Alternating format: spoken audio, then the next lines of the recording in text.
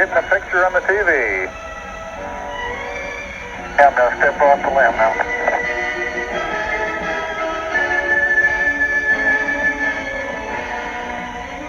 That's one small step for man, giant leap for mankind.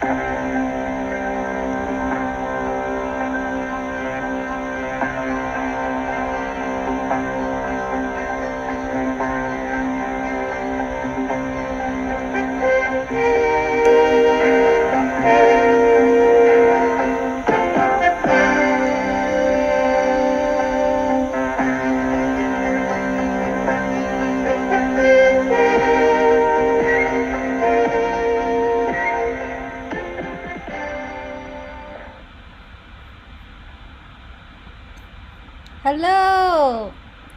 Good morning. Good morning. Good afternoon. And good evening. To everyone. Wherever you are. Welcome to JadaTV. All right. Today's episode is part of a discussion series designed by Broward College's AHCD Pathway, Student Life, and Jada. We have come together to celebrate Hispanic Heritage Month by inviting noteworthy Latino artists, musicians, scholars, and trendsetters to join us today. Thank you for being here. Amazing. It is a pleasure to have among us Sephardic music singer Susana Behar, doctor and poet Adrian Castro, and our guest co-host, the Latin Americanist, pay attention to that, and Broward College Associate Dean, Dr. Edward Cornejo. Welcome, everyone. And as always, welcome. And as always, we are your Jada artists, Dana Blickensderfer and Jônatas. To begin our discussion today, we would like to emphasize that Jada considers every human narrative to be grand and heroic. With that in mind, Dean Cornejo, let's get started. Okay. Could you please enlighten us on the importance of this very concept of an origin story as it relates to our conversation today, before we even say a proper hello to all of our guests? Okay. Well, thank you very much for having me. When it comes to origin stories, I think most of us think about where we're from, our ethnicities, our backgrounds, our parents. But I think for those of us, for the context of today's show, who are thinkers, creators, artists, poets, musicians, inspirers, and motivators, there's always a before and after moment, right? And for me, I mean, I don't know if I can speak a little bit about myself. Please do, go ahead. I always tell my students that statistically, I should not be where I am. I am the son of Latin American immigrants who came from Ecuador in the 1960s. I grew up in New York City housing projects in the 70s, when New York was probably at its most disgusting, right? Oh. And yet my parents did everything they could to give us a quality education. However, for most of my life until about my sophomore year of high school, I was completely okay with C's, being a mediocre student, because the view was that I was just going to go out into the world. Until I was privileged to be in the classroom of one of my history high school teachers, who taught us African history and Latin American history at the high school level, and completely changed the way I looked at the world. He made me fall in love with how everything was connected. And since then, that has become my mantra, being in awe by the little things. You know, and it is Wally Harris, that's his name. And 1981, when I was in his class, when all of a sudden Eddie Cornejo became the Ed Cornejo that I know and I kind of prefer right now, you know, because I'm no longer that mediocre student. And there's a before and after. And I think for those of us who are creators, artists, thinkers, there's always that before and after moment, that watershed moment that is so incredibly important and is our origin. Totally. That is so true. Thank you so much for sharing your origin story. And now, Susana, to you, coming and hearing what our Dean Cornejo had to say about his origin story, can you tell us in a few sentences your origin story? Sure, thank you. And first of all, thank you for inviting me to be here. This is very exciting for me to participate with all of you. So I was born in Cuba to a Jewish Catholic family. My mother was the daughter of Turkish Sephardic Jews that came to Cuba in the beginning of the century. My father was fourth generation Cuban from Spanish immigrants. So already my household was a brewing center for diversity, and for being more than one thing, which is the way I feel. I am Jewish, I am Cuban, I left Cuba and lived in Venezuela many years, therefore I feel Venezuelan as well. Sure. My household became Jewish, so my bringing up was in the Jewish faith. I went to a Jewish school in Venezuela, but in that Jewish school, most people were Ashkenazi. And if you know a little bit about the two big groups within the Jewish religion is Sephardim, not even religion, culture is Sephardim and Ashkenazim. Yes. So the Sephardim, as we call them in Hebrew, are the ones that are descendants of the Spanish Jews that were expelled in 1492. So I always say that I am really Hispanic on both sides, because my Jewish side, my Turkish side, comes already from Spain. And even you see it in the language that they speak, which is Judeo-Espanol, Judeo-Spanish, or Ladino, more commonly known, not correctly called that way exactly, but more commonly known as Ladino. And that's a language my grandparents spoke when they came to Cuba. So I am sure they felt very much at home with the Spanish language, although there, of course, are many differences and many other languages have influenced Judeo-Spanish over the centuries, my grandparents could communicate with their new friends in the new land. So again, I feel that I am definitely in an intersection of cultures between the Latino and the Jewish through my Sephardic side as well. Susana, this is fascinating, and a lot of people are really not aware of that. And we're going to talk a lot more about this very unique identity, which is part of the New World, the makeup of the New World. It's very much Hispanic, and it's often not well known by everyone. So here we learned already about two origin stories from Dr. Cornejo and from Susana Behar. Now we have Dr. Castro. He's Dr. Castro. He's also poet Castro, performance artist Castro, a well-published poet, by the way. I believe that now we should ask this our doctor and poet, Adrian Castro, about his origin story. How can you summarize in 3 sentences or less, Dr. Castro, who you are? Well, I was born in the Republic of Miami to Cuban and Dominican parents. I've lived here most of my life, but I've lived there all around in different places. Dr. Cornejo spoke about that watershed moment, that moment of before and after. That happened when I went away from Miami, when I left Miami. Really? In 1989. I went to Boulder, Colorado, and there was there is a Naropa University there. Really?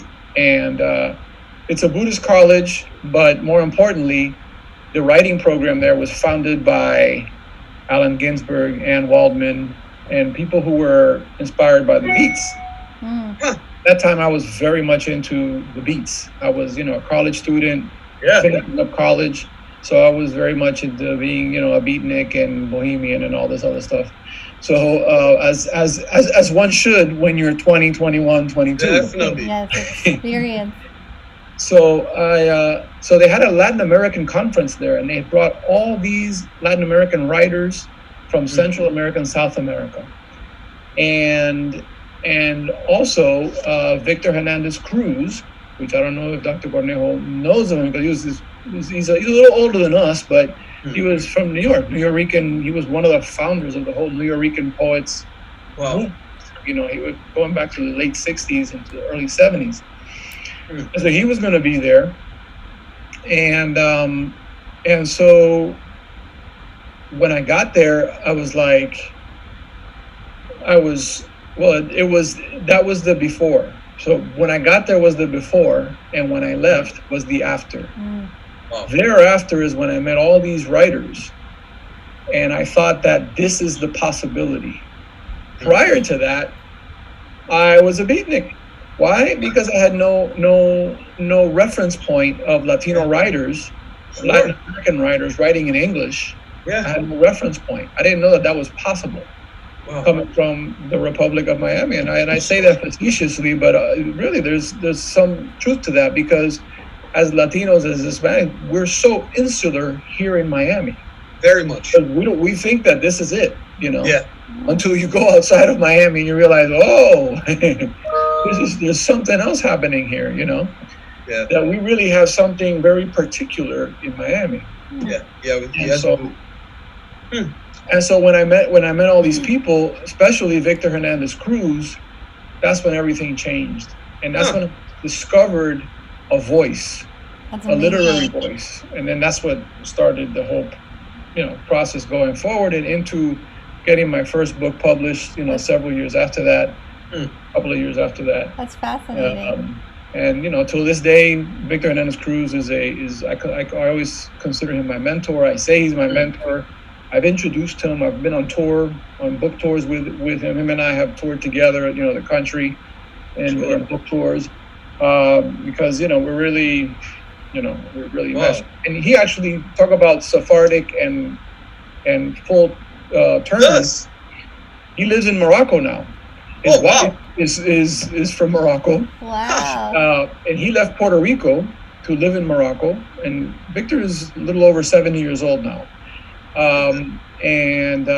But his last book is called Beneath the Spanish. And it talks about this whole Judaic, Islamic, Spanish influence on Northern Africa, Spaniard. Southern Spain, and then what was brought over to the Caribbean. Of course. So it's fascinating here. We're talking about complex identities, where we have so many tangents that are just so flavorful to go into. One thing I can tell is we identified that in the journey of the hero here, right? Every hero has an origin story. We're learning that Dr. Cornejo, Susana, and Dr. Castro have fascinating stories with their own Master Yoda character, right? In this case, we heard of Hernandez Cruz being the one for Dr. Castro. Now, going a little bit back to Dr. Cornejo, and let's keep in mind one thing, that Cornejo is a co-host here today because his breadth of knowledge goes into so many areas, and he's also the dean from Broward College, who's inviting one of the inviting deans to bring a Jada to speak about Hispanic Heritage Month, which is so important. Dr. Cornejo, you identify yourself as a Latin Americanist. How did you get into that? That would be it's a term that is not commonly used. How did you find that, and how did you become that? Okay.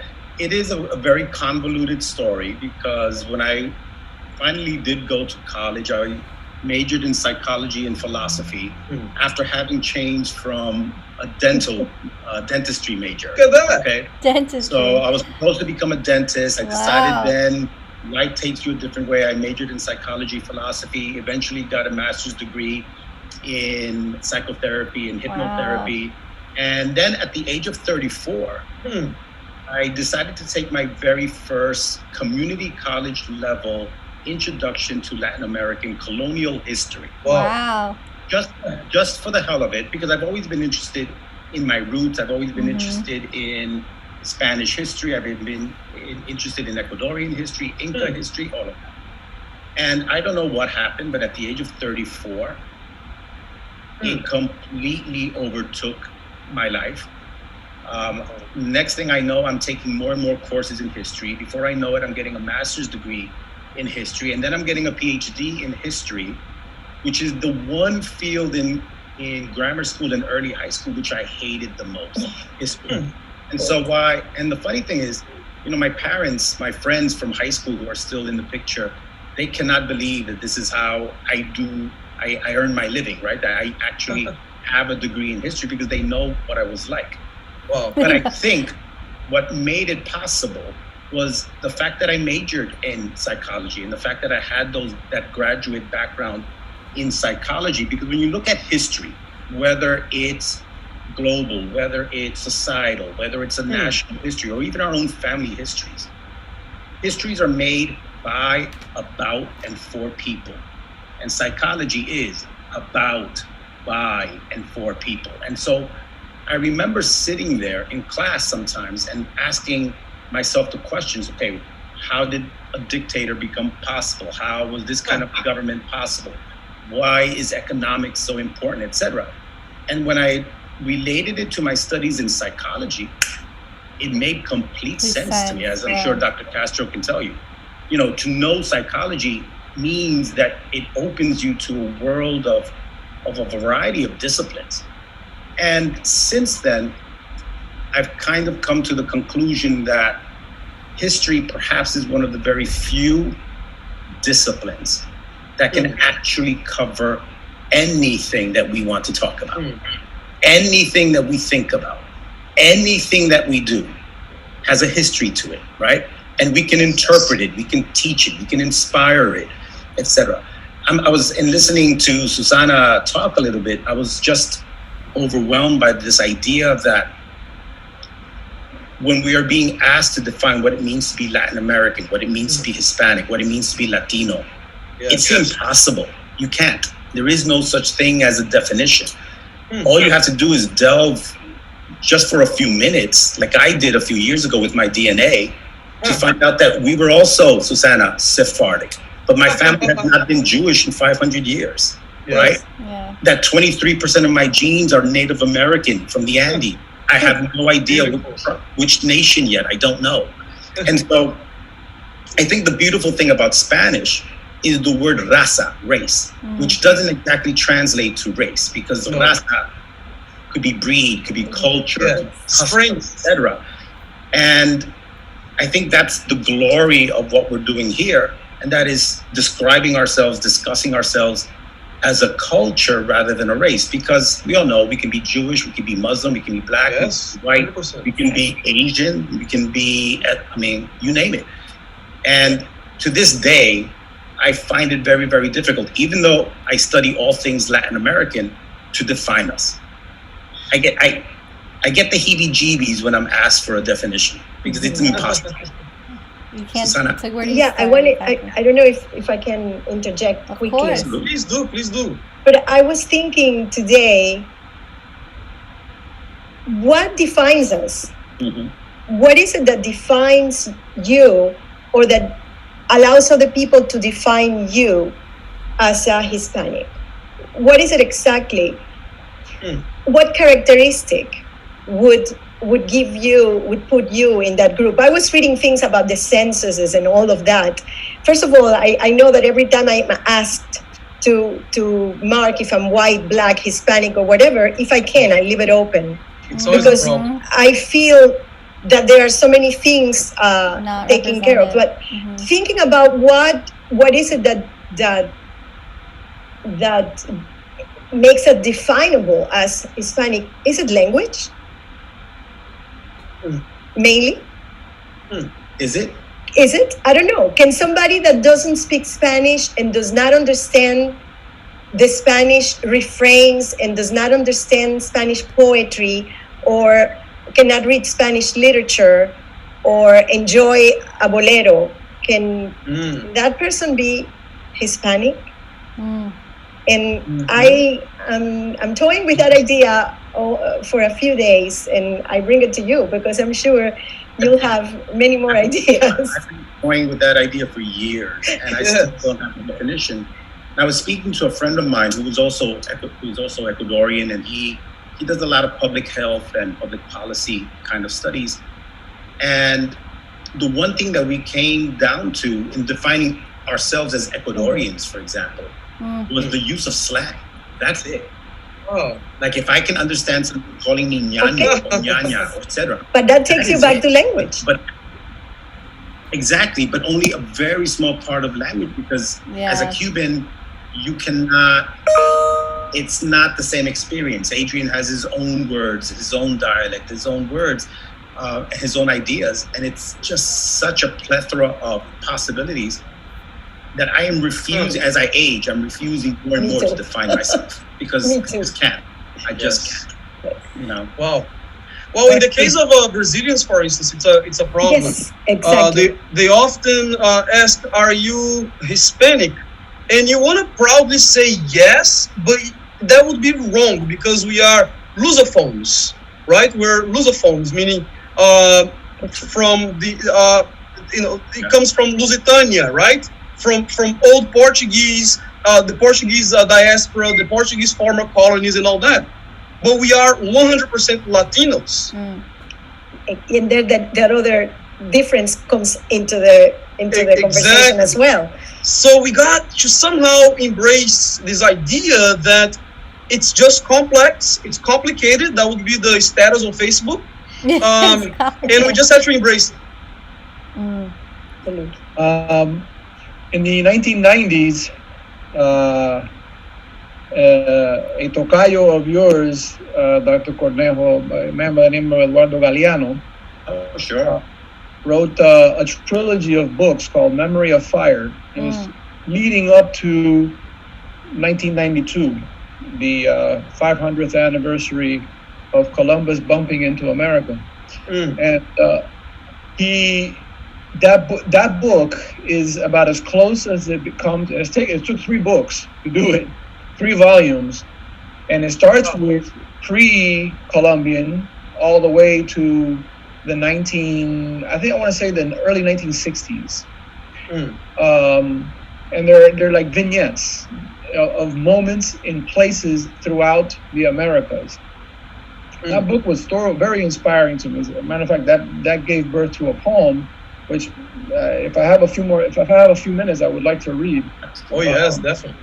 And it's about the history of America, you know, of la raza cósmica, you know. Jose Vasconcelos declared, you know, la raza cósmica, which is, it's this mezcolanza, you know, is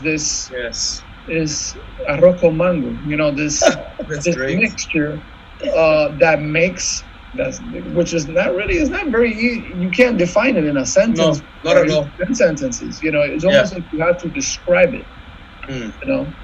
And that I think is about as close as I've ever seen that to describe it, because it's not like a description of it, but it's just giving vignettes, and through these vignettes kind of gives this identity, you know.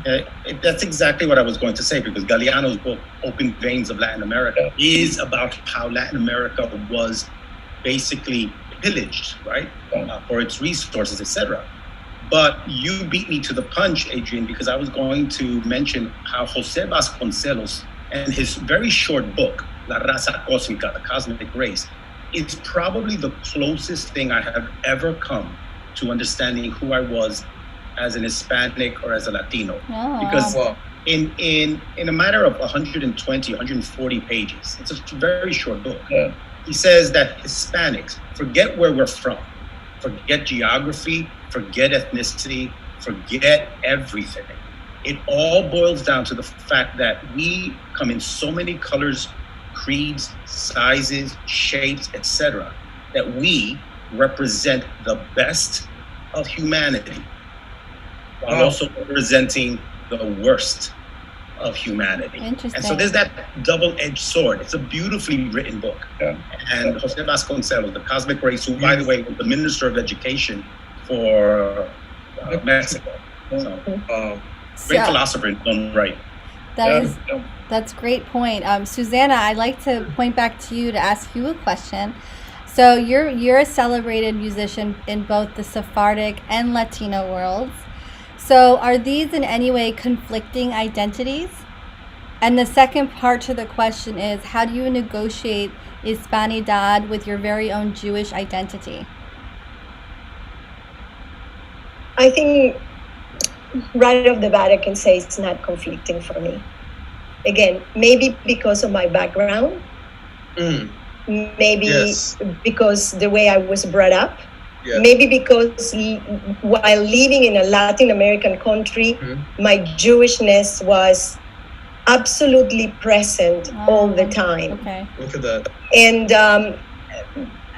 like I said before, I attended a Jewish school, but at home, my mother was very, very Cuban. Wow. Very, very Cuban. But then again, on our table, you could see and you could taste both our worlds. Yeah, my mother always had arroz con frijoles. I mean, that was a staple. But she also had almodrote de berenjena, borrequitas de papa, fritas de espinaca, all the delicious Sephardic dishes. It didn't exist in my house a meal that was not a combination of the two worlds. So no, not conflicting at all. Wonderful.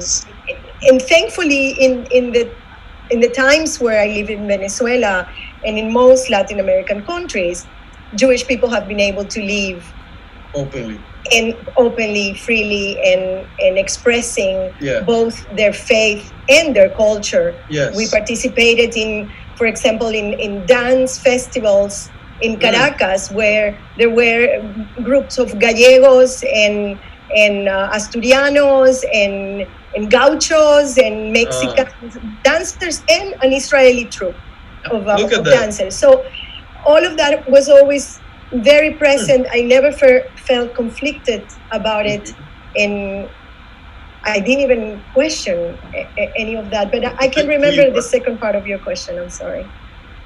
Oh, Well, yeah. Go ahead, Dana. Well, I was just the second part is how do you negotiate your Hispanidad with your very own Jewish identity? So she answered Which you well. did, yeah. Mm-hmm. Yeah, Dr. Cornejo. I'm sorry. Let me just. No, go ahead. Let me just say something, because it's important. I am a singer today. I've been a singer for many years. Mm-hmm. Yes. But my life didn't start that way. I went to college and I studied biology. I have a master's in biology. I worked in biology and research for many years. Wow. Huh. But music was always present, because music was present in my home, like a good Cuban home. You know, my mother had a beautiful voice and always sang. And my uncle was a guitar player, a composer, and a singer who taught me the first songs that I learned and who took me on a stage the first time in my life. And then when I came to Venezuela, I started doing Jewish music.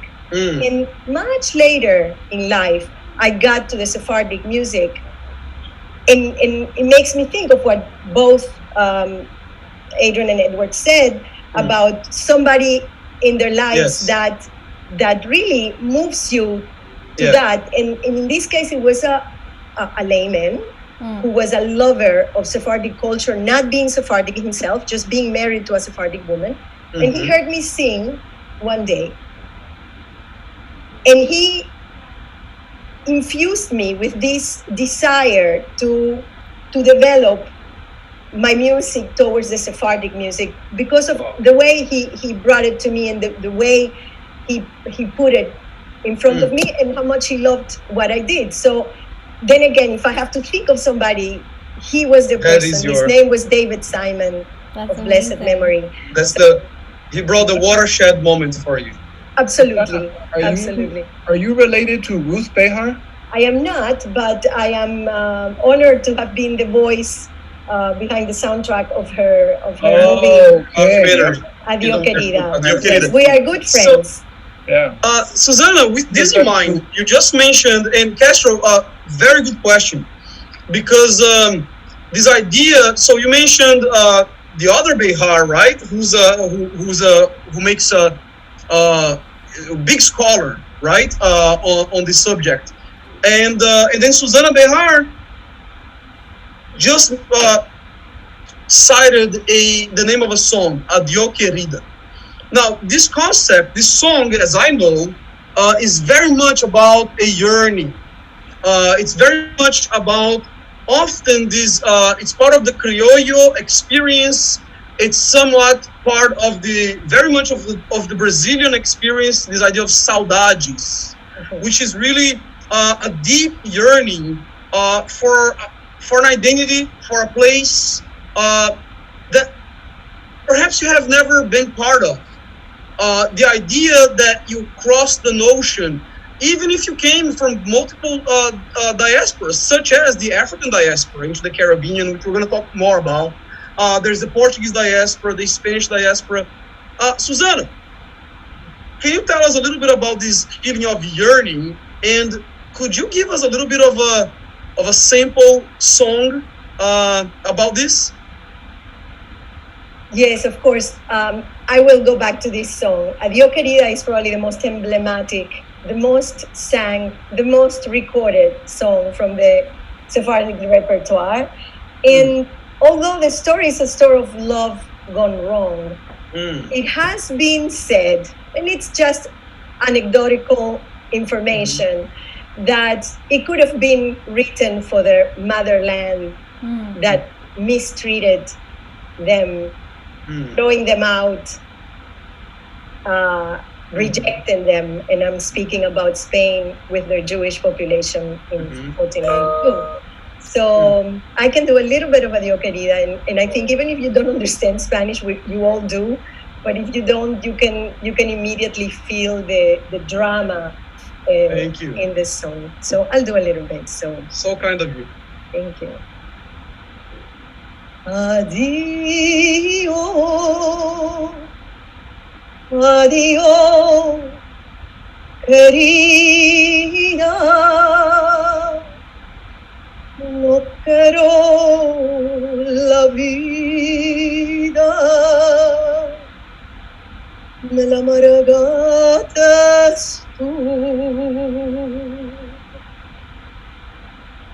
Tu madre cuando te parió y te quitó el mundo,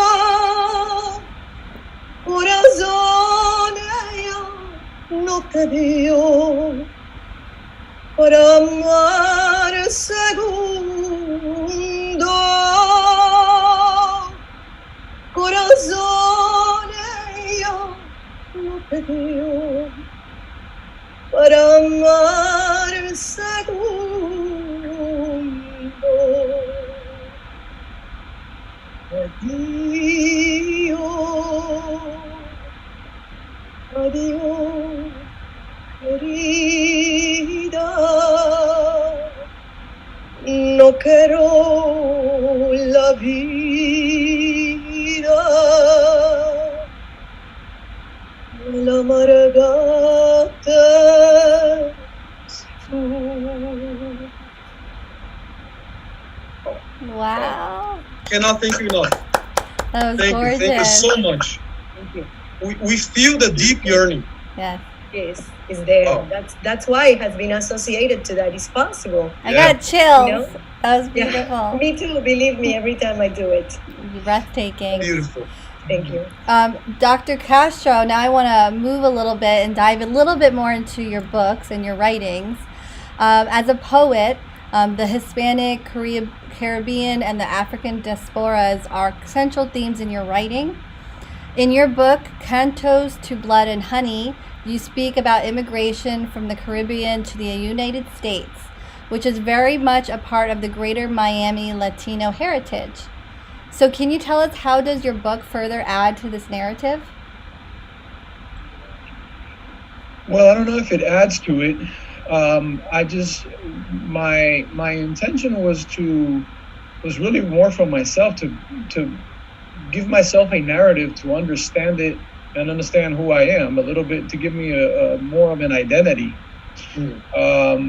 And it was a quest. It was really just a reporting on the thoughts that were going through my head over a period of so many years. And they just happened to take on the form of the poem or poems. Some of them are prose poems too, but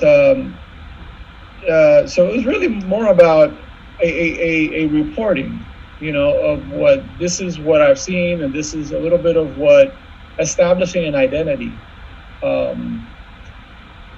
I have a poem from that particular book that really touched a lot on what we were talking about a few minutes ago. Yes, please. If you could share that it's excerpt. a little on the long side. It's about, I don't know, about 5 minutes long. We have time, fine. If we don't, then I won't read it. I don't want to read just one page of it, because it doesn't. No, please. Please go ahead. I am okay with that. I would love to. Is everyone okay with that? Of course. Of course. We're here for this, Dr. Castro. This is what we're here for. Please, take over. From this book, Cantos of Blood and Honey. Perfect. It's called December 31st, 1991. Este scent de gardenia brings into my tanned hands forgotten history. We bless every door, every window with the ether of jasmine, the smoke of basil albahaca, a candle lit for el guaguaguá. Messenger and keeper of all doors, to shoo evil spirits, mal de ojo, that may seep into the ham hocks brewing in red beans, that may prevent your arrival at the gate to the land where quetzal feathers are skinned, and no one has forgotten their history, or los cuentos de negros, de indios, de Andalucía. Este scente gardenia, it is the eve of another new year, where some will celebrate the 500th year of a wandering Jew, un marrano bumping into paradise. Others will mourn the genocide of their genes, and yet others will sail on yachts made from ceiba tree across the Atlantic to discover Europe. Wow. There is an infantry of serpents circling, stealing feathers from quetzals. We are not dead. This culture and rhythm no se ha has not melted. From Carlos Fuentes, the old world is now the new world the old. From Jose Vasconcelos declaring raza cósmica, a trinity of colors blended as one, the stolen feathers are flying east. Este scent de gardenia brings a memory of fire, of the humidity of jungles where I swung on hammocks, hung clothing on palmas, drank café, waiting for the day Trujillo would fall, waiting for the day the land Betances and Hostos promised, waiting for the day Batista would die. Of the night I gave my Dominican love a gardenia hidden from Casanova's hidden garden, just prior to making love on a beach in Puerto Plata, on which we later danced, on a beach in Puerto Plata on which Marines then landed. Of the night Martí read his odes and I was the echo for his words, of the relentless tongue of a Haitian sun licking the spot where Louverture, regardless of red, black, or white, saw that every bird, though asleep, has the potential to fly.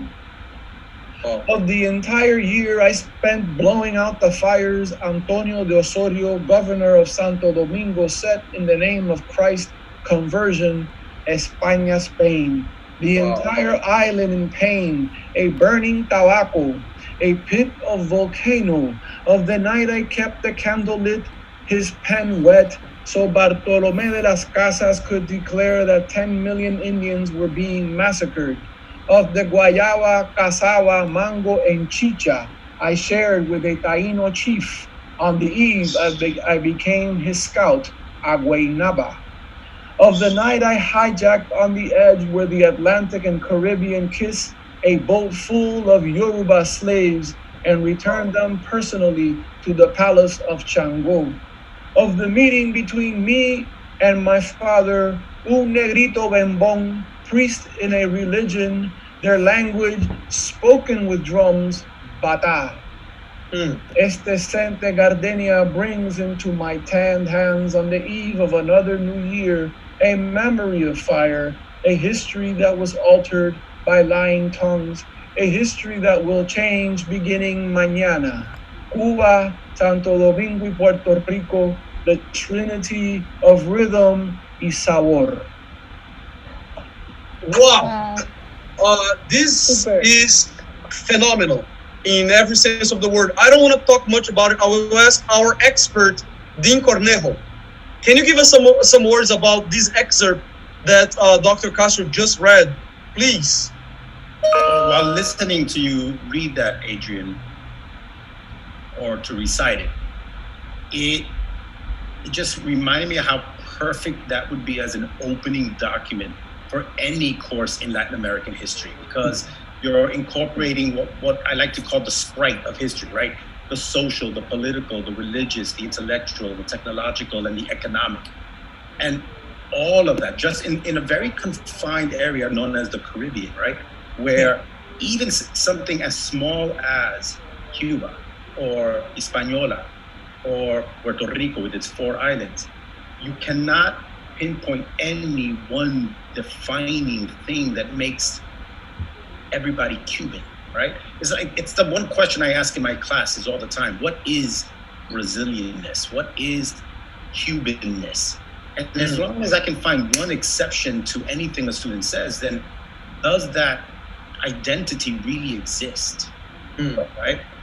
But we exist through our history, whatever that history is. I mean, I have family members with Chinese last names. I have family who are Muslims. I have family who are Jewish still. Beautiful. I met my first Venezuelan Hindu just recently.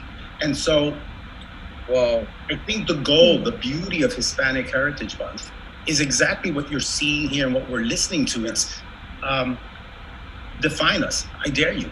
Exactly. You won't be able to.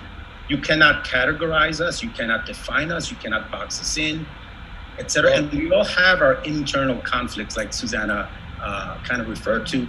Some of us we conquered them a little earlier than others. I use myself as an example, and maybe Adrian, as a Miameño, you might understand this, how isolated we are here in the United States when we're born and raised here.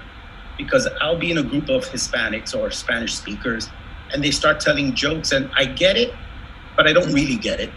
Or I'm in a room full of nothing but English speakers who are cracking jokes, and I get it, but I don't really get it. Yes. So I feel sometimes that people who are born, especially here in the United States, we are being torn between two sides, right? We belong to both, but we belong to neither.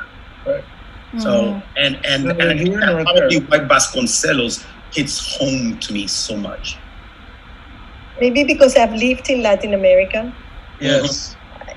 Like I said before, I don't feel that conflict. Right. I feel openly and responsively to all of the above, to all of those sides. And I feel them inside of me. And one day somebody told me, and I think he was trying to offend me, but he did the opposite. He said to me, it was in a group of pseudo-intellectuals and musicians and this and that. Said, you come and go between two worlds. Wow. But, and I turned around to him because I know he was trying to, and I said, because I can. Exactly. Oh, wow. And I feel it inside of me. Not a drop of arrogance. It's who I am. I have been exposed to so many different things, and I feel at home, absolutely at home in it. And it, like you said, it's exactly who we are. It's exactly like my parents still cannot understand why I am more Ecuadorian than they are. And they tease me about it because I eat food. I travel there every 2 years. I know the history. I have my groups of friends. My sisters, when they go, they only stay with the family. But I have friendships there. I have relationships there. I have an entire world there. And yet I know that I'm never fully Ecuadorian, right? Because I'm very gringo. I'm very much a gringo. That's another thing. We all become, and we are. And we are, and proudly. I mean, and to be a Miamian gringo, right? I've been here since I've been here longer than I had been in Brazil, right? I have an accent, but I'm so much more part of this context here than Brazil, right? Still, I feel very, very Brazilian, but I cannot go back to Brazil because I'm not Brazilian. I'm a product of this, all of the above.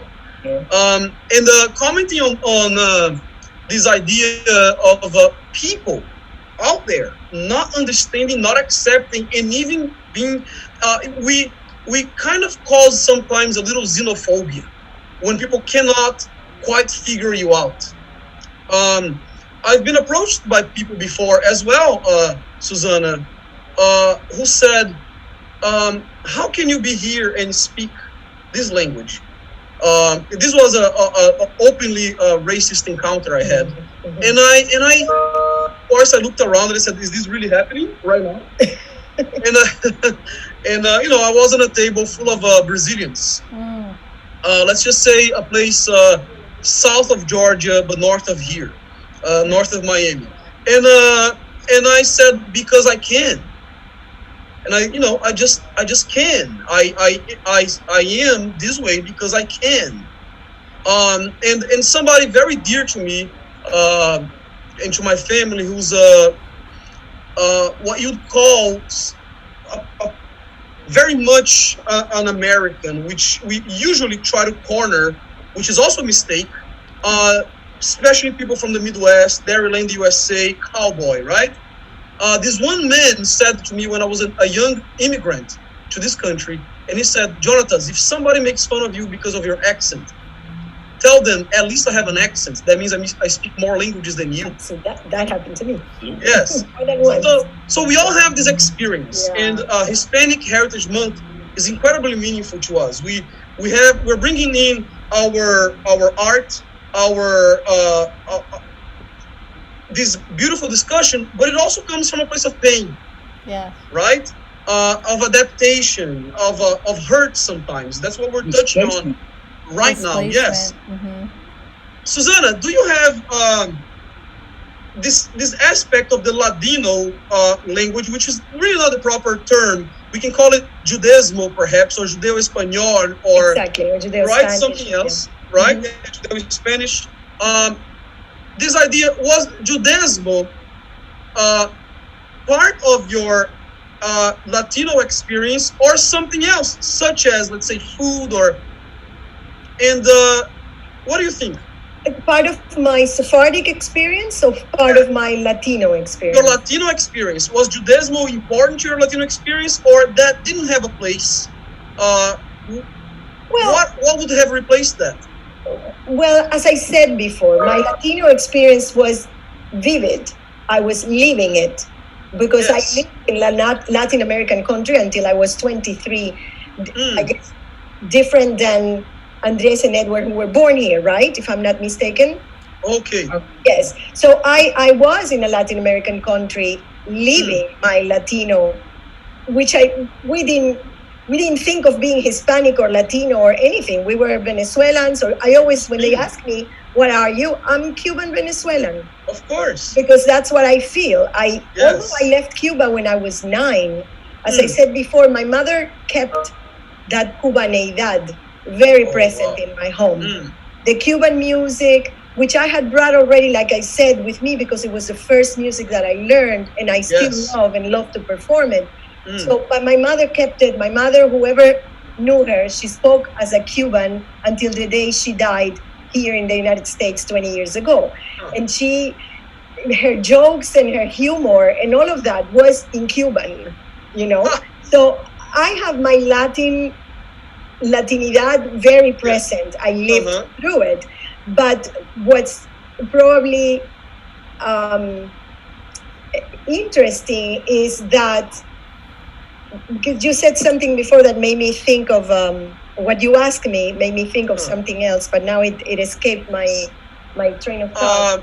Well, you are going somewhere so interesting here right now. You're talking about this Cubanidad that is so much part of your identity, right? We spoke about the fact that Judaismo was not so important, that you grew up so much as a Latina, right? Having the Cuban side, the Venezuelan side. So I think, do you find the train of thought now? Yes, I did. Thank you. So what I wanted to say is that on one hand, my mother was very Cuban in her way of speaking, in the music she listened to, in her demeanor, and in her food. But on the other hand, she kept as well what she had learned from her Sephardic Turkish grandparents. And although she didn't speak Ladino fluently or Judeo-Espanol, she, in any conversation, she would sprinkle it with Ladino refrains, jokes, or bad words, or something like that. So it was always there. Or, for example, we had some code words that very few people know. One of probably my best friend, and she might be watching, she was the only one that we led into it. And it was a word that we used to, when you didn't want anybody else to know to what we were talking about. So we would say that word, and you had to change the conversation. Amazing. So my mother used that all the time. So again, she kept that Sephardic presence within the Latino, and she passed it on to me. That's beautiful. Wow. So two things that I want to bring up, and it's so beautiful. We should really have a 4-hour conversation, because it's just beautiful. The role of dichos, right? Which is very much, to my knowledge, a Venezuelan part of it's part of the Venezuelan culture. Every Venezuelan, especially a woman, not being sexist in any way at all, but in my personal experience, my female Venezuelan friends, they always have a dicho for everything. Venezuelans do. Right? They do, in general. But I think Cubans too, no? When you're Cubans too? Yeah, Cubans What would you say, everyone? Hay moros en la costa. por ejemplo. Or, for example, you have some dichos that in Venezuela you say, cachicamo diciéndole a morrocoy conchudo, which is two animals, it's complicated, two animals that have a very hard back, and one is telling the other one, you are a conchudo, you have a big concha, a big hard thing on top of you. So in Cuba, how would you say that? I'm trying to think now. But in English, you can't translate dichos. No, it's you like don't translate, but you have the equivalent. You have the equivalent. And I'm sure there is, and then you have them in Ladino. There's books on refrains in Ladino, books on refrains in Ladino, which are very funny and very to the point. Now, my question here, and let's go to our co-host, Dr. Cornejo, a little bit. Dr. Cornejo, this idea that Susana just spoke about, and also Dr. Castro spoke earlier about, and I spoke a little bit about this, that you throw off people by having too complex of an identity, right? Would you say that perhaps this is actually yes, it's an advantage. Is this something that came really? Oh yeah, absolutely. It's an advantage. Can you tell us more about that? Because I very rarely tell people what I am or who I am or what I do. I very rarely introduce myself, and there are a couple of times where I've been asked, "But where are you from?" I'm like, America. Here. Wow. No, where are you from? Wow. USA. It's like, okay, I'm fine, but where were you? Like, where were you born? New York City. Yeah, I don't know where you're from. I'm like, I'm from here. My family is from Ecuador, but I don't have that citizenship. I've never grown up there. I never lived there, etc. So, and I love that because it really makes people second guess their assumptions. It's not only about me, but then, of course, then I get the second question is, well, you don't look Ecuadorian. So tell my parents that, because unless the mailman was around, I'm Ecuadorian, right? But then they hear me speak Spanish, or they'll hear me say a couple of words, or they hear how I eat, and the cuisine I love, right? And then they're like, oh my God, you really are Ecuadorian. And I was thinking about you, Adrian, because I have a cousin, my cousin Tanya, who is half Ecuadorian and half Dominican. And if you know anything about Ecuadorian food, and you're combining it with Dominican food, you have entered paradise. Her mom, who is the Dominican tomato mayor, she can make a seco de chivo or ceviche de camarón with a canoa out of this world. It's just amazing. And I envy her because of that, because those two amazing cuisines, right, coming together that are both African, Asian, indigenous, Spanish, right? And bringing it all together. That's who I am. That's literally who I am. Go ahead, Adrian, you're going to say something. Food is very important. Food is very important. And I mean, that's one of the ultimate expressions of a culture. You want to see what a culture is about. Look at the food. Absolutely. Oh, absolutely. And then I mean, look at Brazilian. How different it is, like in Bahia and in Sao Paulo and in Rio, and then in Cuba from Havana, Matanzas, and then go to Oriente, and then go to the central Cuba. How it's very much Spanish. In other parts is a lot of very African influence. Venezuela is the same. It drives me crazy anyway, because I remember a couple of years ago, I was in Quito, and I went to an Afro-Ecuadorian restaurant.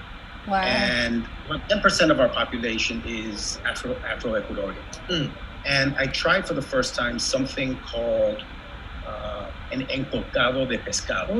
It's basically fish stewed in coconut paste. Wow, you're making me hungry. And I Sounds delicious. fell in love. Sounds delicious. I immediately get on the phone. I call my mother on WhatsApp. I'm like, Ma, how come you have never made this? Why have you worked? The last never made this of my life. you know what? I mean, where has this been? And her response was like, but that's from the north. We don't eat that.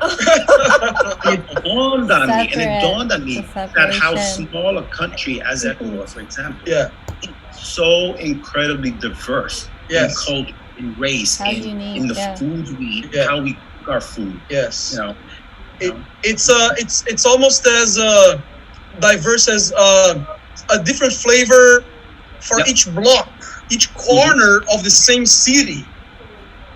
Sometimes they have this regionalism that is very unique, and it's a kind of a provincialism. A provincial kind of attitude that happens so much in Latin America. That people are so proud of themselves when it comes to the food, the taste that they can produce in the kitchen, right? And that comes along with the accents. That comes along with all the way to the soccer team that you root for, right? Very much a Latin American experience. And speaking of food, we can't ignore the topic or the book entitled Dr. Castro's book, Wise Fish.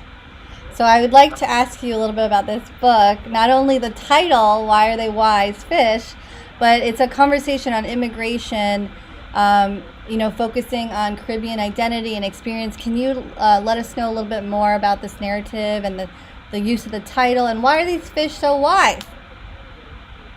Well, that's my second book, Wise Fish, Tales in 6/8 Time. So 6/8 time referring to the time signature of most African music, certainly West African music, and which has translated into Caribbean, even Brazilian music. Not so much Venezuelan and Colombian. There are some 6/4 por ocho, but not so much. 6 por ocho is more a little different time measurement. But anyway, 6/8. So Tales in 6/8 time. So I started writing the book. The first few poems I started experimenting by writing while playing a cowbell in 6/8 time. Oh, really? Ding, ding, ding, ding, ding, ding, ding, ding, ding, ding, ding, ding, ding, and trying to make the line breaks in the poems go with that. It's impossible. You can't do it because speech doesn't mimic, the drum. Like that. Sure. Without, you can make it fit, but it sounds a little bit cardboardy. I see. You kind of lose the rhythm of the language. So I abandoned that, but I still kept the title because I thought the title I liked it anyway. So it catches your attention. Really, because a lot of the migration from the Caribbean, certainly, to the United States has been by way of water. And a lot of the beginning, well, not a lot, the beginning of America came about through water. Yeah. And of course, slavery came about through water. And so that which has witnessed this history has been fish. Wow. And so therefore, they are wise. Wow. Because they have witnessed history. They have witnessed basically the immigration and the triangle from Africa to the Caribbean into the United States, and that back and forth. And so they're the witnesses, and so that book is about going backwards from the United States into the Caribbean, and what's transpiring there. My third book is about going back into West Africa. Candles of Blood and Honey is more about the United States. Okay. Wise Fish is more about the Caribbean itself, and then Handling Destiny is going back to West Africa, specifically Nigeria, Benin, mostly there, mostly those two places. That's mostly a lot of the slaves that were brought into Cuba were brought from that area. Do you have and Brazil too? A lot of especially the Bahia and the Baianos. All that is from West Africa. Yes, the Yoruba. And Dahomian and Nago. Exactly. Via DNA test, the African that I have, that is not North Africa. I'm mostly North African, from the Maghreb. But I am 13%, I believe, West African, definitely from that trade that took place, the human trafficking situation for being Brazilian. That continued in Brazil to the 1860s. Yeah. And in Cuba to even later than that. Oh my. There were people being brought as cargo as late as the 1880s. Wow. Wow. It was clandestine, but it was still happening. It was happening. In Cuba, there were people that were born in Africa that were alive in the 1950s. Incredible. That is phenomenal. Oh, really? Wow. Yep. I know of people who knew those people, and those people and the people that I know, they're not ancient. They're my age, they're older, but they knew people who were brought as slaves as children, and they were alive. Wow. And parents of people today would be in their 80s and 90s. Their parents, there's still people that are in their 80s and 90s in Cuba. Whose parents were brought as children to Cuba. Specifically, there's a group of people in Cienfuegos. It's a province in Cuba, Cienfuegos, where those people, they had slaves that were up until the middle of the 1900s. They were still alive. They were there. I mean, they were there. Not to mention their parents, who were also brought as slaves. Sorry, go ahead, Damon. No, go ahead. I was just going to see if you would like to share an excerpt from Wise Fish. That would be excellent. Let's see, something that we've been talking about. Okay, so how's this? The sound of one immigrant clapping. Yes. You all have heard the Zen koan says that what is the sound of one hand clapping? It's this idea that you're supposed to ponder on this thing. So I took that and said, the sound of one immigrant clapping. So this is kind of like right before you take off the Caribbean, you're going somewhere. You're going to leave as an immigrant somewhere. And specifically here is going to New York, which is what my father did. Let's say he actually did not arrive on a boat, that the relentless colonel never found his subtle throat hidden under the trance of the clave, or thunder hands that spoke repiques of those crimes. Let's say he went to Nueva York on the assumption Mario Bauzá, Machito, or Tito Rodriguez or Puente would make his legs and hips move in a constellation of joy. Let's say he merely tried to hear the echo of his arms flapping through a factory like a red rag fastened to that fan. Let's say the cold often froze his vowels tan caribeña, tan resbalosa y mermelada. Could the immigrant even mute the melody of his tongue? They say it is silence that makes music, but this will be like drumming on a distant tuft of cloud, like the colonel cutting the sound he never found. But it takes years of forgetting for a stranger to breathe the salt water or glance at a pile of stones and say, I arrived through this portal. This is now my home. So it's a process of adjustment, which everybody, all of our parents, those of us who are immigrants, have had to deal with. Yes. I, as a kid, lived in Venezuela for a short time. Really? But we came from here, Miami, went to Venezuela, lived there for a brief period, and then came back over here. But, my parents have always been this outsider, because they went to New York probably around the same time that a lot of those parents were around, the 1950s and stuff. They went there around that time, and then they moved back here, back to Miami at a time when this was 1961. So this was like there was very few Cubans at that point here. It was much later than slowly but surely, so many started coming here, but Yeah. there was always a sense of displacement, you know, Yes. of not feeling at home, you know, and I think certainly for Cuban Americans or Cubans, yeah, I think it took at least a generation to say, this is my home. This is where I belong. You know, this is my home. And you know? stop the longing. Yeah, and Stop the Cubans longing. are known for the nostalgia. You know, Yes. it's like Yes. this is never forget Cuba, never forget Cuba, never forget Cuba. But Mm-hmm. you know, there comes Yeah. a point where you know you've been here for 50, 60 years, Yeah. more time here than you have in your original country. Yeah. When do but you call it home? You know. Exactly.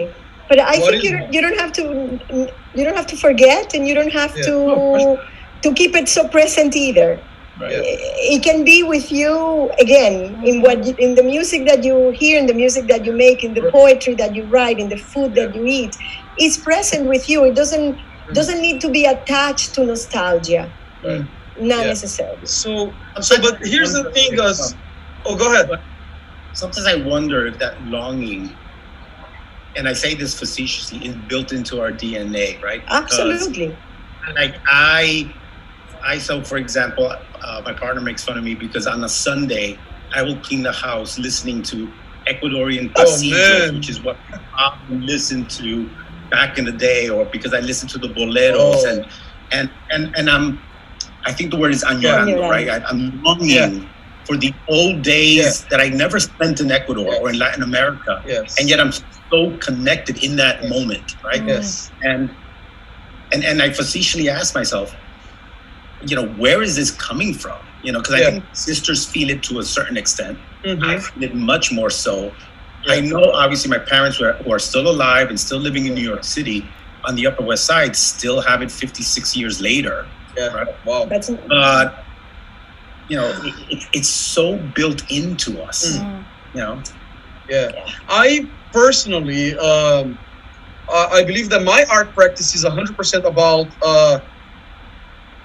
añelo, saudades, this nostalgia. 100%. There's just no other way. Nostalgia for me, and I don't mean this in anyone who knows me knows that I'm a very positive, happy guy. Let's put it that way. But it is from nostalgia that I can understand who I am. My home is defined by nostalgia. And maybe because I grew up in Brazil already with an immigrant mentality, because my father's family, they're from southern Spain. And they came to Brazil in the early 1900s. And I grew up with this idea that there's another place that people keep talking about, but they cannot go back to. They were, let's just say, liberals in a time when that was considered communism. So they could never go back. And those who went back, they died. They were shot, executed. So there was always this idea, but me coming to the United States, I was 16 years old. And it was the first time that I saw, especially my father crying, and I couldn't understand what was happening. To me, it was just fun. Disney World is here, right? And then eventually, I understood what it meant to be a first-generation immigrant. And today, I hold very dearly to this feeling because it enriches who I am. And I think, Susana, you speak a lot about this. I think it's part of the Sephardic experience to overextend this idea of nostalgia. Often there's this a conversation that goes back to the old world, but this is a very old world, and it goes even Spanish Jews, I believe, they spoke a lot about Babylon. They spoke from the old world was 1,000 years ago, 2,000 years ago, perhaps, as they were taken as slaves to Rome, maybe, right? Always this idea of exile, which is so much part of the African diaspora as well, in every single diaspora. Now, you have an album that is titled Tapiz, right? Correct me if I'm wrong, but tapiz is Spanish for tapestry, right? Exactly. Yes. Okay. Exactly. Can you tell us about that? This idea of, we've been talking about weaving different aspects that come up that form one personality, one identity. Yeah. Is that where you're going with this? Is it something else that you're trying to say here? Look, after I named the album with the idea that it have of it, after I named it, I realized that the word was in Spanish, and my album is in Judeo-Spanish. And it didn't present any conflict. Some people have made the comment afterwards, but for me it was very natural. But I do want to read you something that I wrote in the notes of the album, which is particular Sephardic music from Turkey, I should say collected from informants from Turkey, Bulgaria, Yugoslavia, and Greece. All of this is part of the Sephardic diaspora, right? All of that is part of the Sephardic diaspora, particularly the ones that went to what was at the time the Ottoman Empire. Of course, there's a whole group that went to what later also became part of the empire, Morocco and the north of Africa, and all the way to Iraq and to present-day Israel. So, but particular this area because my grandparents come from there, and I decided my first CD had music from, it was more open, but this one I wanted to do it like this, and this is what I wrote, part of what I wrote in the notes, and it says, this tapestry, this tapiz, has been inspired by the Sephardic music of my ancestors, and has been spun with threads of many colors, richness, and diversity. Ancient threads that came from medieval Spain, vibrant threads from Turkey, Bulgaria, Greece, Yugoslavia, and Bosnia, strong threads from Cuba, Spain, and Iran, and I'll explain that why. And I say Sephardic music has been in my blood from ancient times, and as such, it has been part of the soundtrack of my life. It came with my Turkish grandparents to Cuba, where I was born, and it was there, in their home, where I first heard it. This tapiz is a tapestry of sounds, poetry, and rhythms, but also a tapestry of love and longing, exile and loss, dreams and triumphs, history and legend. The threads of this colorful tapiz intertwine through the lyrics, the melodies, and the rhythms of the songs, and come to life through the exceptional playing of all the musicians involved in this project. And it goes on.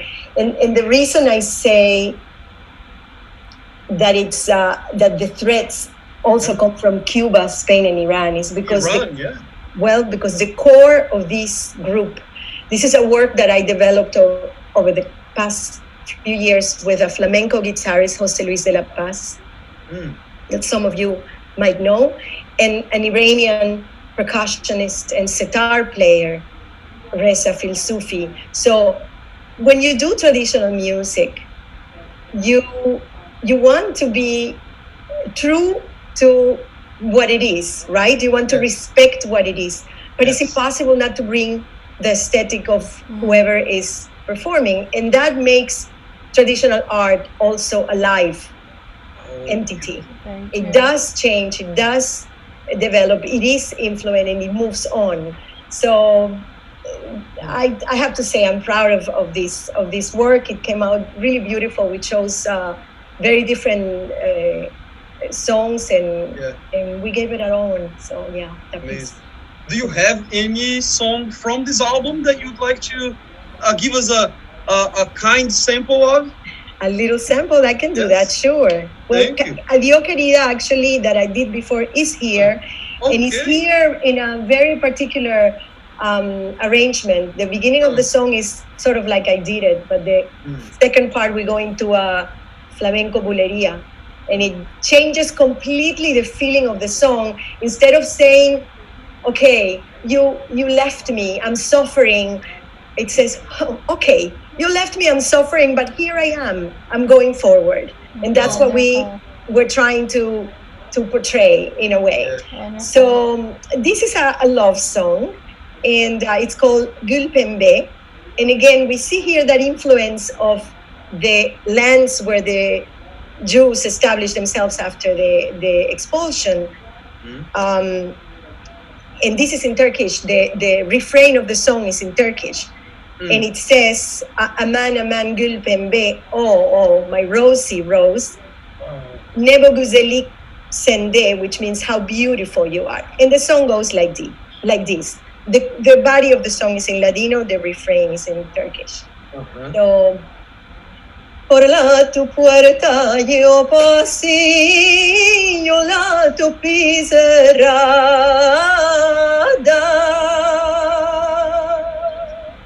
la llave dura yo besé, como besar las tus caras.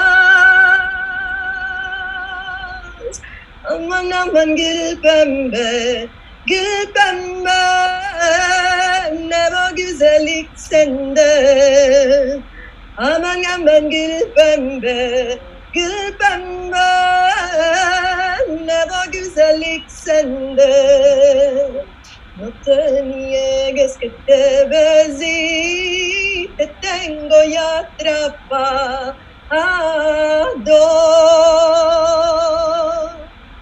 Como el ducado en el Zara, te tengo planeado.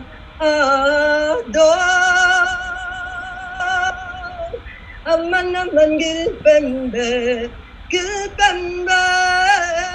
ne bu güzellik sende. Aman aman gül pembe, ne bu güzellik sende. Hey aman aman gül pembe, ne bu güzellik sende. Aman aman gül pembe,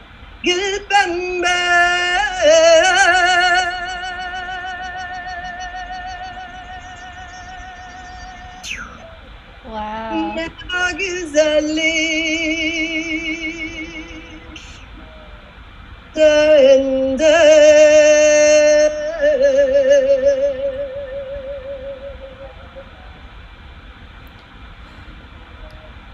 Beautiful. Thank you so much, Susana. Beautiful. Wow. No, there was a Dumbek in there somewhere. Oh yes, Reza played the Dumbek, and very well. Reza is an amazing musician. Unfortunately, he just moved to Nashville, so I'm missing him a lot. That was beautiful. Thank you. I love the shift in the rhythm. You can really feel the change, like you mentioned, the longing, and then to the I am here. It was delicious. It made us want to dance and get up and just do something. Yeah. I want to tell you something that I should have mentioned at one point. Look how, for me, how present it is this togetherness of these cultures that I come from. Yeah. I started doing Sephardic music, solely Sephardic music, and then I was missing my Latin American and my Cuban and all of that. Yeah. And I developed a concert that I call Ladino meets Latino. In that concert, we do both musics. In a way, I hate the word fusion, I have to say. It's not a word that I use. It's not a fusion, it's an encounter. It's an encounter of those two worlds. I like that. And through the musicians that come from all over, from Spain, from Venezuela, from Cuba, and from Argentina, and from Iran. So all of that incredibly makes a very smooth flow between one song and the other from two very different musical cultures. So Beautiful. one more thing to put it together for me. Wonderful. I do want to ask Dr. Castro another important book that you have. It's titled Handling Destiny, which emphasizes the African experience with the cosmos of the Caribbean. Would you say that this book further completes the past two books we talked about previously? And how far do you go into this African narrative that is so much part of the Caribbean identity? Well, that book completed the trilogy of the migratory experience from West Africa to the Caribbean and to the United States. It was a backward journey, literally for me, and for my ancestors. So that book was mostly about that. And so several poems in there take place in Nigeria, were written in Nigeria. And it's about it, and it has a lot of the mythology of the Yoruba people and the Efik and Efik people that were all brought to Cuba, and which even all the way until today has a very strong presence in Cuba, and as a consequence, a strong presence in the United States, or really the centers where Cubans are at, like Miami, New York. So that book is mostly about that backward journey, and it's divided into 3 sections. The center section, which is like the climax of it, is 16 poems, and each of those poems takes a feature from the divination system of the Yoruba called Ifa. Okay. And Ifa is divided into 16 chapters.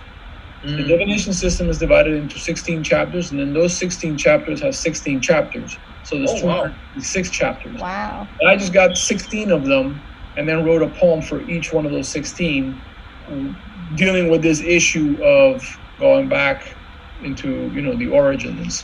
Can you please share a poem with us? Yes, that would be excellent if you could. Let me just do a shorter one that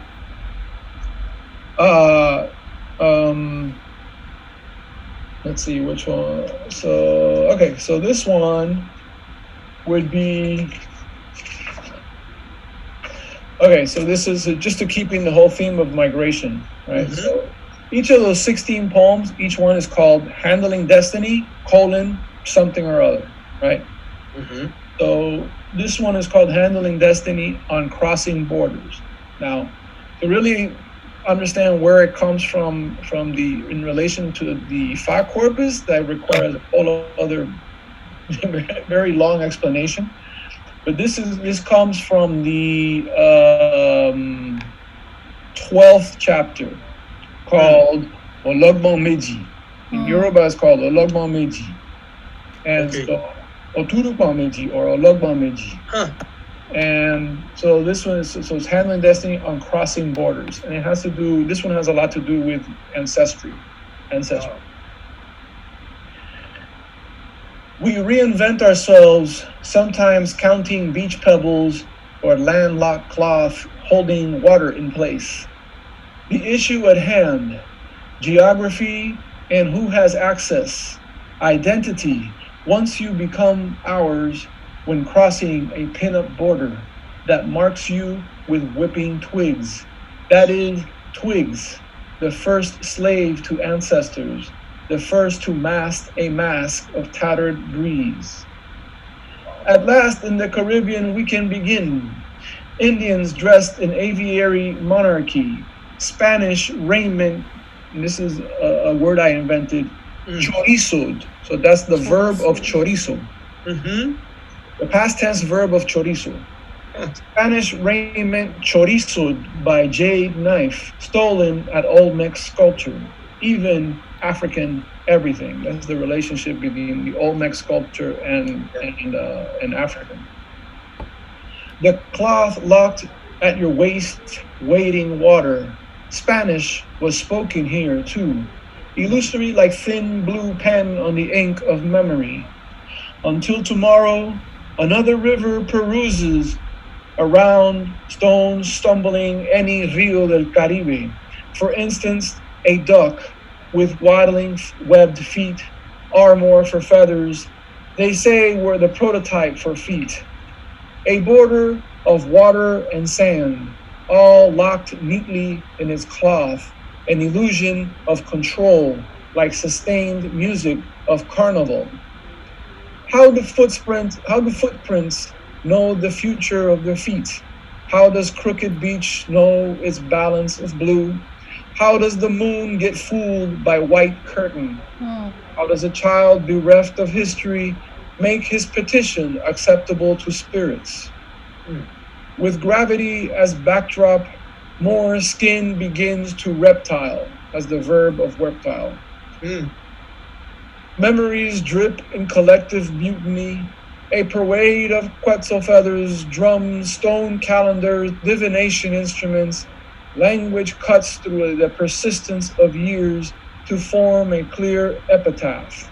On another day, we'll smile with multicolored lips, showing our shiny leopard teeth.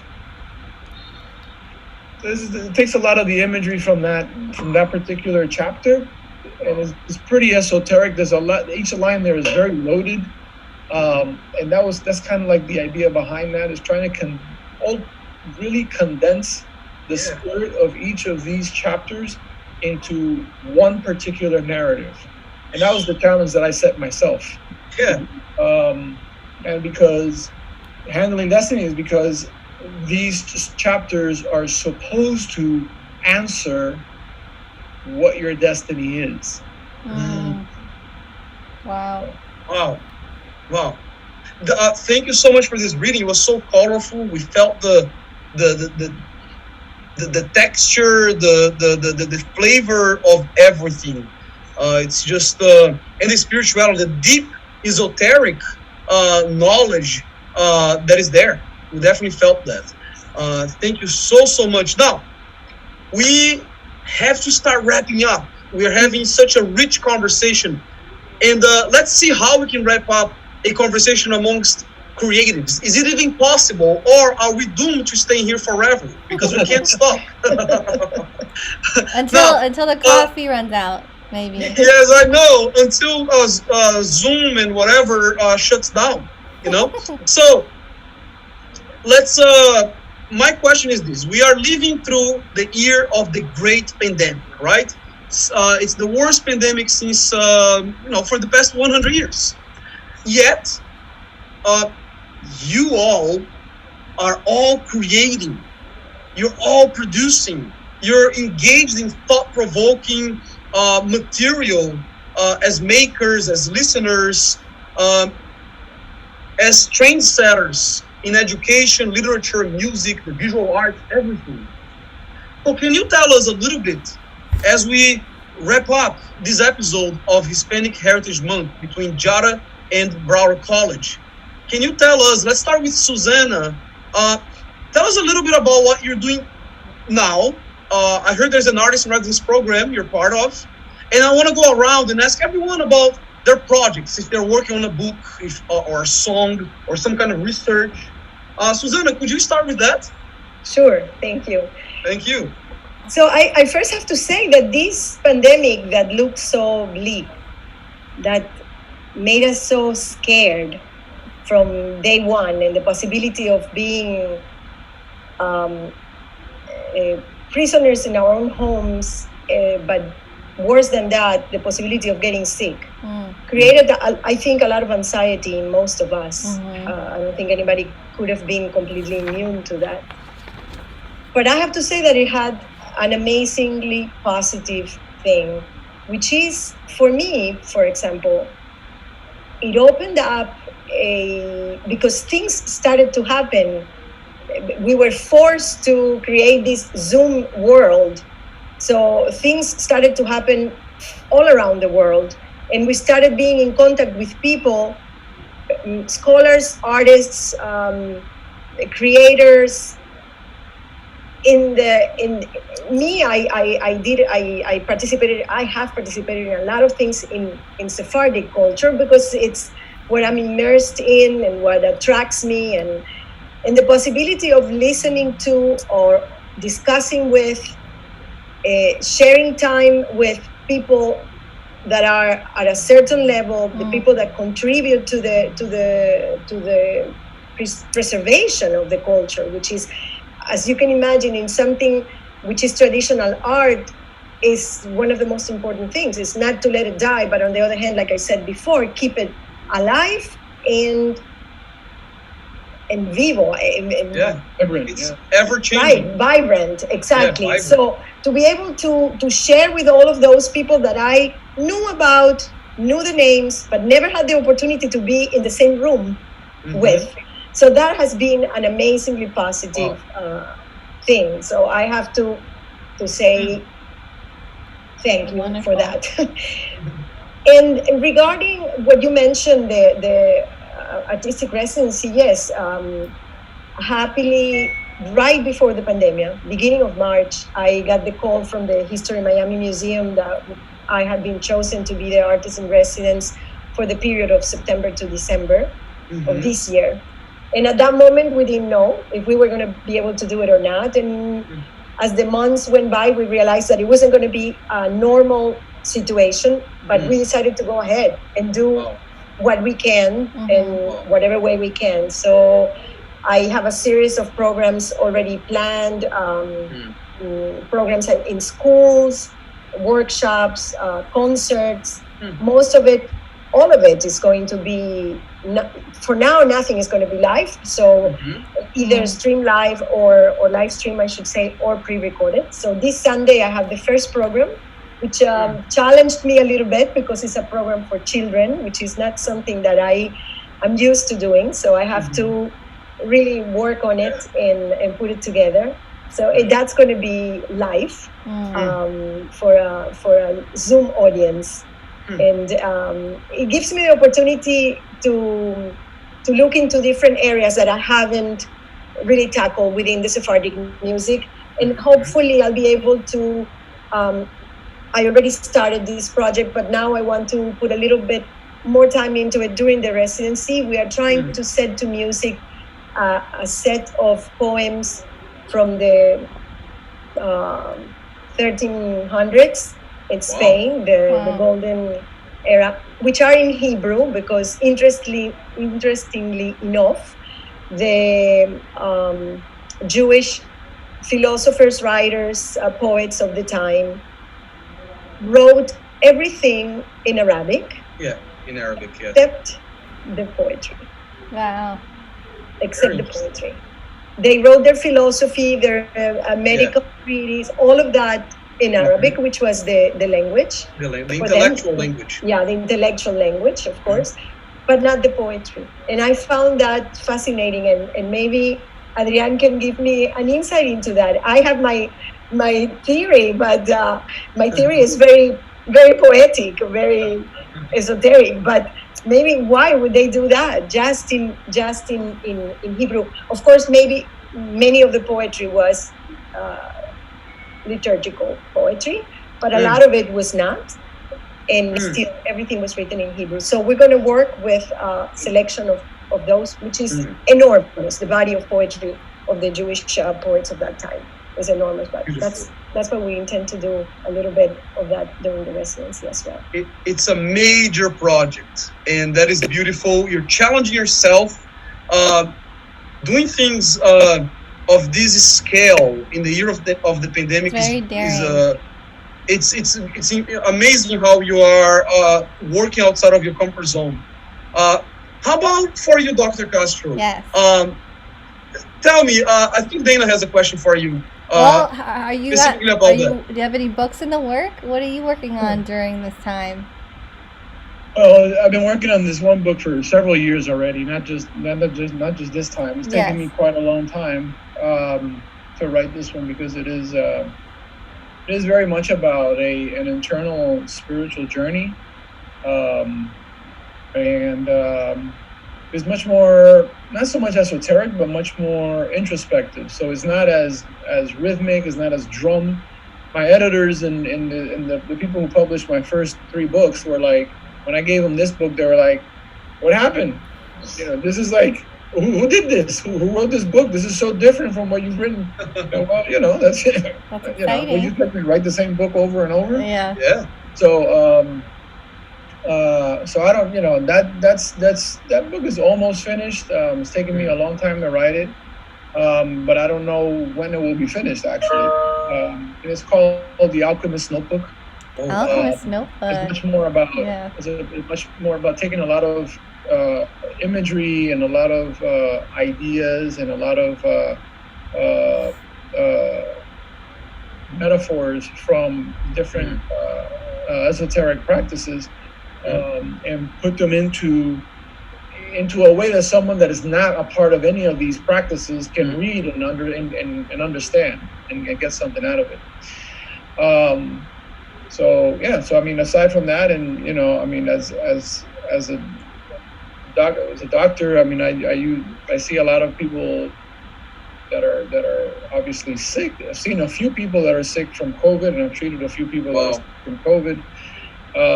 But thankfully, I'm not dealing with this type of patient day in and day out. Yeah.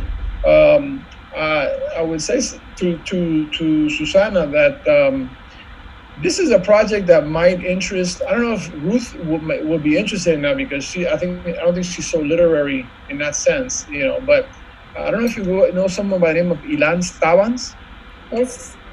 Ilan is very much, that's like right up his alley. It's so funny because I heard him speak. I know him for a long time, but recently there was a discussion where he participated. And I thought to myself to contact him personally, because I thought there was a lot of relationship between. Because that's the type of thing that, like, he could answer why. Yeah, probably. And he could say why he's so knowledgeable about that. Knowledgeable, amazing, and a pleasure to listen to. Yes. Yeah. Yes. Well, it sounds like we will have to continue this conversation at a coffee table. I was going to say, I anytime in my house, I'm known for that. That's why my musicians love to rehearse in my house, because there's always lunch, dinner, and in between. So, Susana, is that an invitation? Of course. Okay. Of course, at least to the 5 of you. I don't know who else is watching. Thank you. Not okay. Yeah, that was good. No, that was good to add in. On your door. Yeah. I know. Yeah. Now, we cannot leave out our co-host, Dr. Cornejo. I'd like to say one last thing. I'd like to thank... Oh, go ahead, please. I'd like to thank BCC, because this is actually the 4th time I do some sort of event for BCC related to Hispanic Heritage Month. Wonderful. Really?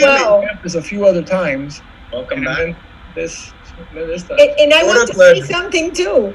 That unfortunately, for years and years, I have been thinking why I'm not invited to Hispanic Heritage Month events. When I'm this amalgam of Can't say that anymore, Susana. We can't say that anymore. Yes. I don't want to. I've always wanted to participate in these things.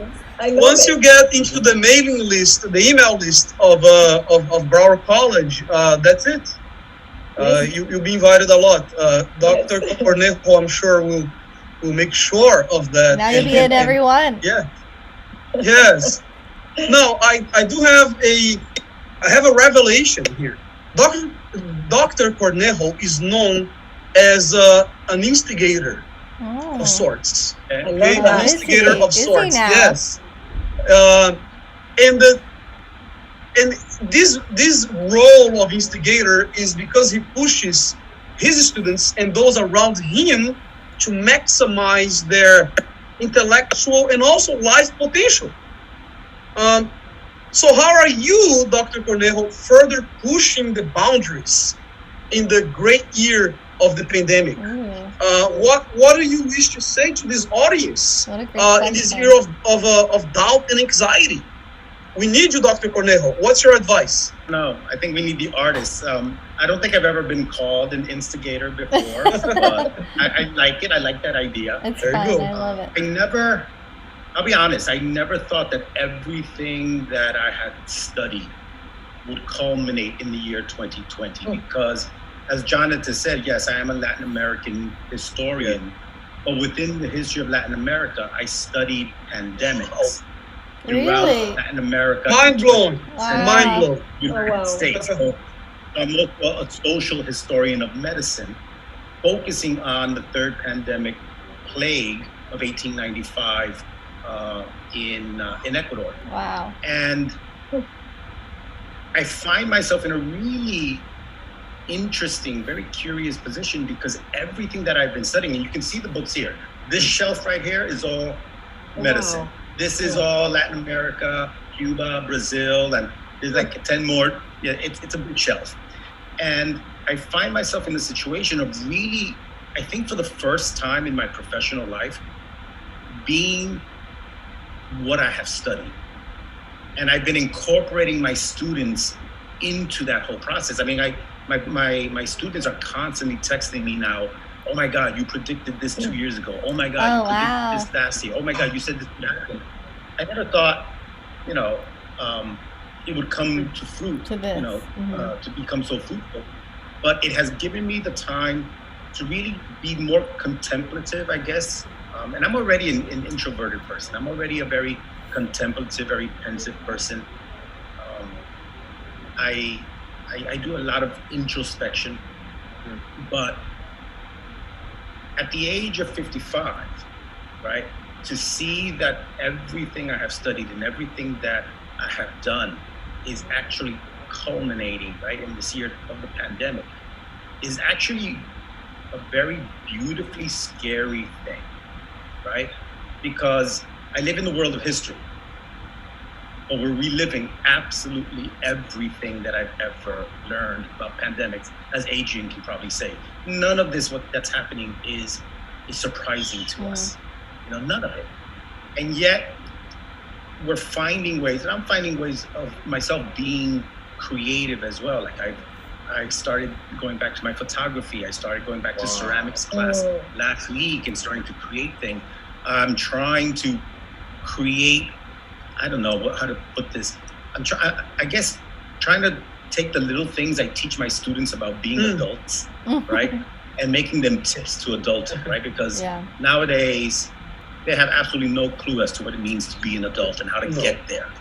And I've been working on those kind of little things, but I heard there's an app for that. There is an app. It's on Instagram. Yes, the pensive hour. But that was funny. And but that's what I've been doing, and I've been incorporating my students, and it's so nice to see how my students, past and present, actually realize that the branches of history that we study cover such a diverse variety of disciplines. Whether it's music or medicine, they're like social history of medicine. What the hell is that? Until I start explaining to them what we're going through now, right? And they're like, oh my God, where can I get more of this? And so I like the idea of being an instigator, Jônatas. I think I'm going to steal that. It is yours. I have never considered myself a teacher because I don't have the degree. But I do believe I'm an educator because an educator, with the basic root of the word, his job or her job is to bring the best out of the student, to educate, to educare, right? And I think that's our role. I think that's our role as artists. I think that's our role as painters, poets, writers, you name it, musicians. We are creating the beauty, right, that causes contemplation, the beauty that causes reflection, the beauty that causes introspection. Because otherwise, it's an incredibly raw, natural world without a purpose. And I challenge my students, and I challenge all of my colleagues as well. If you live for 80, 90 years without a purpose, then you've basically wasted those 80 or 90 years. Find your mission, find your goal, etc. And I think this is the perfect time where so many different people are realizing what they can actually accomplish. Yes. Wonderful. Remember Isaac Newton, right? Came up with the theory of gravity during a pandemic. When they were sent home, when Oxford University was closed down. This is the time. Okay? Because now we have the time to think. Yes. And to produce. Absolutely. How profound. Beautiful way to wrap it up. Thank you. Wow, this is amazing. Well, that was beautifully said, and I think that reaches the end of our discussion series 1. What do you guys think? We're gonna wrap it up. Yeah. So we would like to thank every single one of you for being here. Thank you for sharing this important moment of reflection, of on the depth, right, of our experiences, our identities, our strength, our resilience. In this country, as Latin Americans, as part of this narrative, yesterday, today, and certainly tomorrow. What's happening next, Dana? Well, we want to thank everyone also for staying with us and watching online. But follow us on social media. Next week, we're live streaming Jada Talks from Paris during Paris Art Week. So we have an exciting exhibition with talks and programs lined up next week. So be on the lookout for that. That is right. Yes. And we are continuing the discussion series on Hispanic Heritage Month on November 2nd.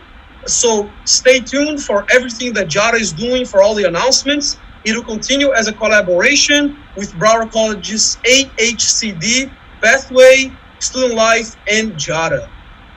Yes, thank you, everyone. And we'd like to sign off and say good morning, Thank Good you. afternoon good evening, to everyone. wherever you are. Bye-bye. Bye-bye, everyone. Thank you. Thank you. Thank you. Thank Thank you. you so much.